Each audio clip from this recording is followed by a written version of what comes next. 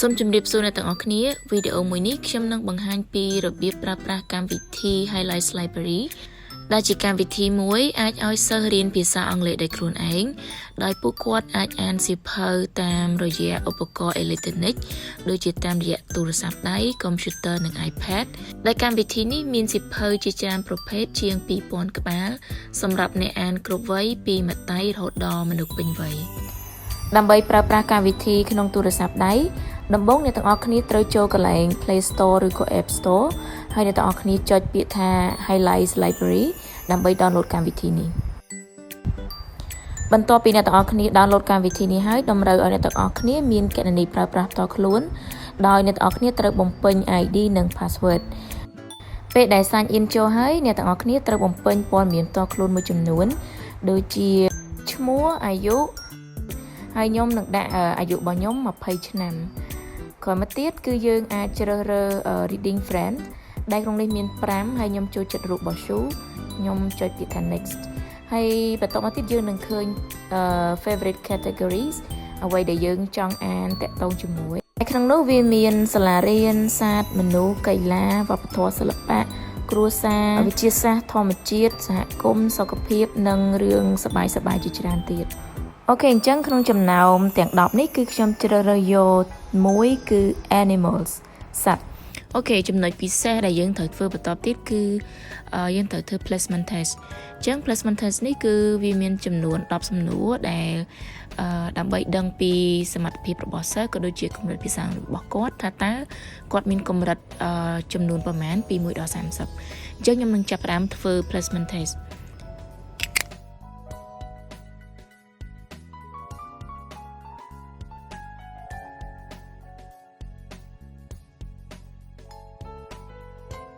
អូខេអញ្ចឹងខ្ញុំបានធ្វើ placement test ហើយអញ្ចឹងគឺកម្រិតភាសាអង់គ្លេសរបស់ខ្ញុំ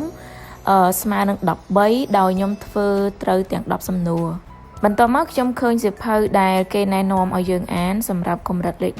13ហើយយើងអាចជ្រើសរើសសៀវភៅណាមួយដែលយើងចូលចិត្តពេលដែលយើងចូលមើល profile របស់យើងនឹងឃើញព័ត៌មានខ្លីៗមួយចំនួនហើយយើងនឹងឃើញថ្ងៃផុតសុពលភាពគឺរយៈពេល1ឆ្នាំហើយនៅពេលដែលយើងឆែកកន្លែង My History វិញគឺឃើញ00ទាំងអស់ពីព្រោះ account របស់យើងគឺថ្មីយើងអត់ទាន់បានអានសៀវភៅអីទេអូខេតោះអញ្ចឹងឥឡូវយើងចាប់ផ្ដើមអានសៀវភៅមួយក្បាលហើយយើងជ្រើសរើសនៅកម្រិតលេខ13ដែលមានចំណងជើងថា There's a frog in his throat. One morning, Aiden's little brother woke up without his voice. What's wrong with Daniel, Dad? Aiden asked. Is he going to be okay? Sure, said Dad.He has a frog in his throat, that's all. Aiden couldn't believe his ears. He thought back to Saturday, when he and Daniel had gone to the pond. There had been frogs around, but he hadn't seen his brother swallow one. Aiden grabbed his doctor's kit and went to find Daniel. Daniel, you have a frog in your throat, said Aiden.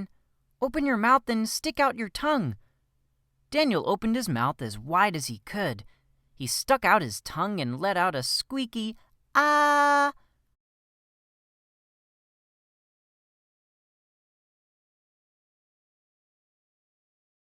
I don't see any frogs, said Aiden as he looked into Daniel's mouth.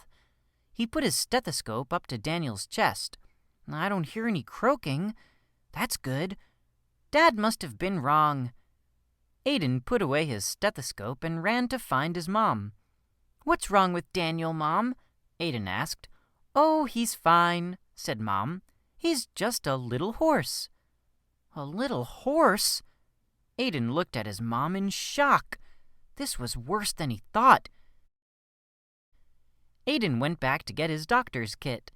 He picked up the plastic hammer and gently tapped Daniel's knees as Daniel nibbled on a wedge of cheese. They seem normal, said Aiden.Have you been galloping lately? Daniel shook his head and squeaked. Have you been eating lots of carrots? Asked Aiden. Daniel shook his head. Just then, the family cat, Pepper, slinked into the room. Daniel scurried behind the couch to hide. Aiden scratched his head. Mom and Dad were both wrong. Aiden knew exactly what was happening. It was time for a family meeting.Dad, you told me Daniel had a frog in his throat. but I couldn't find one, Aiden said. And Mom, Daniel isn't turning into a horse. I think I know what's wrong, but it's not good. Aiden's parents stared at him wide-eyed. What do you think, Doctor? Said Mom. Aiden took a deep breath. Daniel is turning into a mouse. That's a surprise, said Dad. What makes you think that? Well, he's been squeaking a lot lately, and I saw that he was eating cheese. When Pepper came into the room, Daniel hid like a mouse would, said Aiden, and I think his ears might be getting bigger. Aiden looked at Daniel. Daniel squeaked again. I don't think you have anything to worry about, Aiden, said Mom. Daniel has just lost his voice. He'll have it back soon. Aiden wasn't sure. After brushing his teeth, Aiden sneaked into Daniel's room and put a shoebox next to Daniel's bed. Inside the shoebox, he put a little plate of cheese and a mouse-sized cotton bed. Just in case, he thought. Good night, Daniel, Aiden whispered as he closed the door. Daniel squeaked back. អូខេបន្ទាប់ពីអានចប់គេសួរយើងថាតើយើងចង់ធ្វើ quiz នៅពេលឥឡូវនេះឬក៏អត់ហើយយើងចុច OK ប្រសិនបើយើងចង់ចាប់ផ្ដើមធ្វើហើយ quiz គឺជាទម្រង់ multiple choice ដែលមានទាំងអស់5សំណួរដែលសួរតាក់ទងជាមួយនឹងអត្ថបទដែលយើងទើបតែអានហើយអូខេតោះអញ្ចឹងយើងចាប់ផ្ដើមសំណួរទី1ទាំងអស់គ្នាដែលគេសួរថា What happened to Aiden's little brother តើមានរឿងអ្វីកើតឡើងចំពោះប្អូនប្រុសរបស់ Aiden អូខេឥឡូវសូមចុច stop video សិនហើយអ្នកទាំងអស់គ្នាសាកឆ្លើយតើ A B C ឬក៏ D អូខេចម្លើយដែលត្រឹមត្រូវនោះគឺ C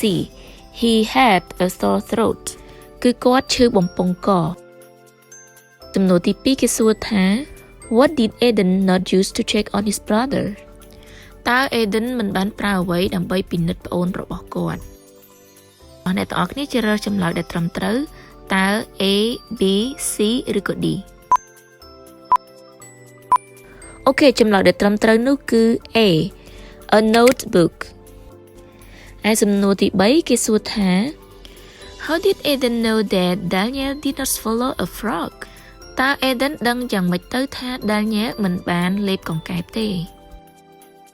ចម្លើយ A B C ឬក៏ D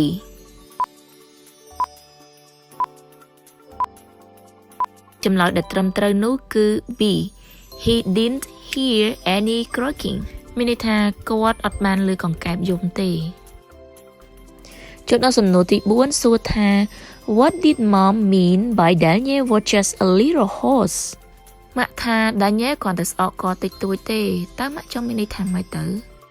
ចម្លើយ A B C ឬក៏ D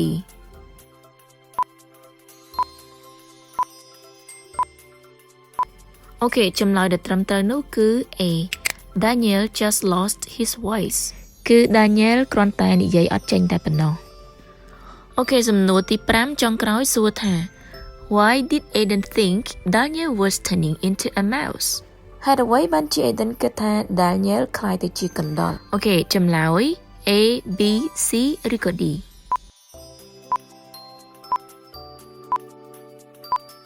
ចម្លើយដែលត្រឹមត្រូវនោះគឺ D because he was squeaking a lot and eating cheese ពីព្រោះគាត់ស្រែកដោយកណ្ដុរច្រើនដងហើយញ៉ាំ cheese អូខេតោះទៀងទាត់ចម្លើយទាំងអស់គ្នាប្រសិនបើអ្នកទាំងអស់គ្នាឆ្លើយត្រូវទាំង5សំណួរអ្នកទាំងអស់គ្នានឹងបានពិន្ទុ100ពេញហើយបន្តមកទៀតវានឹងលោតសៀវភៅថ្មីឲ្យយើងអានជាច្រើនទៀតតែបើអ្នកទាំងអស់គ្នាចាប់អារម្មណ៍គ្រាន់តែ click ទៅលើពាក្យថា read អ្នកទាំងអស់គ្នានឹងអានសៀវភៅថ្មីនោះបន្ទាប់ពីអានហើយខ្ញុំចូលទៅ my history ខ្ញុំឃើញថាសៀវភៅដែលខ្ញុំអានចប់គឺមានចំណងជើងថា There's a frog in his throat ដែលវាបញ្ជាក់ពីថ្ងៃខែដែលខ្ញុំអាននិងពិន្ទុដែលខ្ញុំទទួលបានហើយចំណែកសៀវភៅមួយក្បាលទៀតគឺ my shoe sing ខ្ញុំអត់ទាន់អានចប់ទេអញ្ចឹងវាដាក់ថា still reading ចំណែកឯ quiz គឺវានៅចន្លោះមានថាយើងអត់ទាន់បានអានចប់ហើយក៏អត់ទាន់បានឆ្លើយសំណួរដែរចឹងត្រង់ចំណុចនេះគឺអាណាព្យាបាលអាចតាមដានការសិក្សារបស់សិស្សដោយអាចដឹងពីចំនួនសៀវភៅដែលគាត់បានអានក្នុងរយៈពេល1អាទិត្យឬក៏1ខែហើយសៀវភៅណាដែលគាត់អានចប់ នឹងទទួលបានបន្ទុកចំនួនប៉ុន្មានក្រៅពីនោះទៀតសិស្សអាចចូលទៅកន្លែង library ដើម្បីជ្រើសរើសសៀវភៅផ្សេងៗទៀតដោយកំណត់ពីកម្រិតរបស់ខ្លួនឧទាហរណ៍ថាកម្រិតរបស់ខ្ញុំគឺ13ខ្ញុំអាចជ្រើសរើសសៀវភៅណាមួយដែលខ្ញុំចាប់អារម្មណ៍អត្ថបទមុនខ្ញុំអានពីរឿងនិទានបែបប្រឌិតប៉ុន្តែអត្ថបទមួយនេះខ្ញុំនឹងជ្រើសរើសរឿងពិតម្ដងដែលខ្ញុំជ្រើសរើសរឿងមួយដែលមានចំណងជើងថា Freedom for All ដែលជារឿងពិតរបស់ប្រទេសអាហ្វ្រិកហើយបើសិនបើខ្ញុំអត់ទាន់ចង់អានឥឡូវទេខ្ញុំអាច download វាទុកដោយខ្ញុំចុចកន្លែងពាក្យ download ទៅយើងនឹងអាចរកឃើញសៀវភៅមួយនេះនៅកន្លែងពាក្យ download ខាងក្រោមបន្ទាប់ពីខ្ញុំ download ហើយខ្ញុំត្រូវអានវាក្នុងរយៈពេល1អាទិត្យបើមិនអញ្ចឹងទេឯកសារដែលខ្ញុំ download នឹងវានឹងលែងមាននៅក្នុងកន្លែង download ទីđấyរាល់សៀវភៅដែលយើងបាន download ហើយនៅពេលដែលយើងអានយើងមិនចាំបាច់ប្រើអ៊ីនធឺណិតក៏បានដែរអូខេឥឡូវនេះខ្ញុំបិទអ៊ីនធឺណិតរបស់ខ្ញុំហើយខ្ញុំនឹងអានសៀវភៅនេះ Freedom for All The Life Story of Sojourner Truth នៅពេលដែលយើងអាន offline ចប់វានឹងសួរយើងថាតើយើងចង់ធ្វើ quiz អត់នៅពេលដែលយើងធ្វើ quiz offline ពេលដែលយើងបើកអ៊ីនធឺណិតវិញវានឹង record បន្ទុកដែលយើងធ្វើបានហើយអ្នកទាំងអស់គ្នាអាច check មើលបន្ទុករបស់ខ្លួននៅកន្លែង My History ក្រៅពីអត្ថបទអានដែលនិយាយអំពីរឿងនិទានខ្លីៗក៏ដូចជារឿងពិតវាក៏មានជាវីដេអូផ្សេងៗដែលសិស្សគាត់អាចចូលមើលពីសកម្មភាពវីដេអូរួមជាមួយនឹងរូបភាពផ្សេងៗហើយយើងក៏អាច download វីដេអូទាំងនោះសម្រាប់មើលពេលក្រោយក៏បានដែរអូខេអញ្ចឹងវីដេអូមួយនេះដែលនិយាយអំពីការប្រើប្រាស់ Highlights Library ដើម្បីសិស្សគាត់អាចរៀនភាសាអង់គ្លេសដោយខ្លួនឯងតាមរយៈការអានសៀវភៅផ្សេងៗត្រូវបានបញ្ចប់ប្រសិនបើអ្នកទាំងអស់គ្នាចាប់អារម្មណ៍ក្នុងការប្រើប្រាស់កម្មវិធី Highlights Library ឬក៏មានចម្ងល់ផ្សេងៗទាក់ទងជាមួយនឹងការប្រើប្រាស់អ្នកទាំងអស់គ្នាអាចតាក់ទងក្រុមការងាររបស់យើងខ្ញុំតាមរយៈលេខទូរស័ព្ទខាងក្រោមនេះជាចុងក្រោយសូមកុំភ្លេចតាមដានទស្សនាវីដេអូក្រោយៗទៀតដែលក្រុមការងាររបស់យើងខ្ញុំនឹងរៀបចំកម្មវិធីរៀនភាសាអង់គ្លេសអនឡាញដោយប្រើប្រាស់កម្មវិធី Highlights Library សូមអរគុណសម្រាប់ការទស្សនាវីដេអូមួយនេះជួបគ្នានៅវីដេអូក្រោយៗទៀតសូមជម្រាបលា